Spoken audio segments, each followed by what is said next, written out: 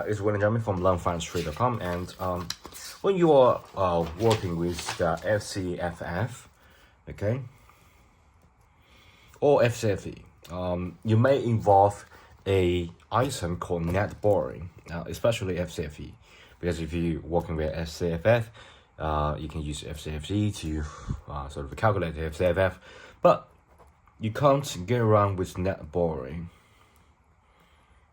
Okay, net borrowing and how to calculate that. The logic behind the net borrowing is very, very simple, because it's net borrowing. So you constantly borrowing and constantly pay the debt. So basically, you're going to calculate the changes. So what the changes in next period subtract the previous period. So t plus 1 minus t period. Okay, so you're going to calculate the changes of long-term debt plus the changes in short-term debt. Okay, basically you're going to add all these two up and you can get the net borrowing. But let's look at detail. So what is change in long-term debt? So as the name suggests, it's long-term. So for example, if there's a bond, there's long-term debt, right? For example, debenture,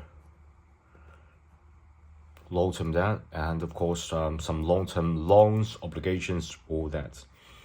And short-term, really simple one. I think it's short-term.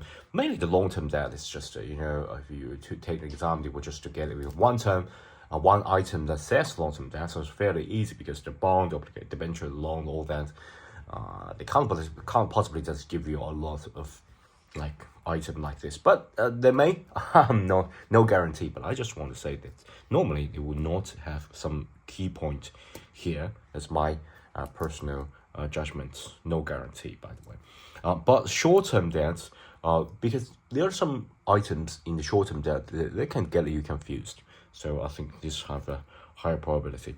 And short-term debt, we got this say note payable.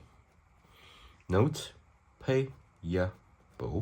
So note payable, it's the note that you have to pay, and it's the short-term debt. Remember, note payable is a kind of debt. It's not like the account payable. Okay, because account payable is connected with everyday operating activity, but note payable is interest bearing. Okay, interest bearing things that we can consider debt, rather like a financing activity rather than this operating activity. Okay, and so for example, we got other short-term borrowing, so others. Okay, really simple one here. And remember, all this is changing. So for example, you got this the bond of t plus 1, and use that to subtract the t, and you get the result. That will be the change. Change plus change.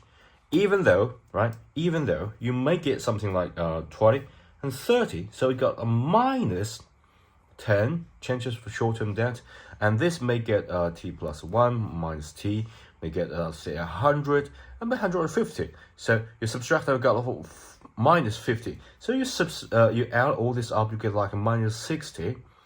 And net borrowing, remember net borrowing we can calculate FCFE. You can do plus net borrowing, right? So you can plus minus 60, okay?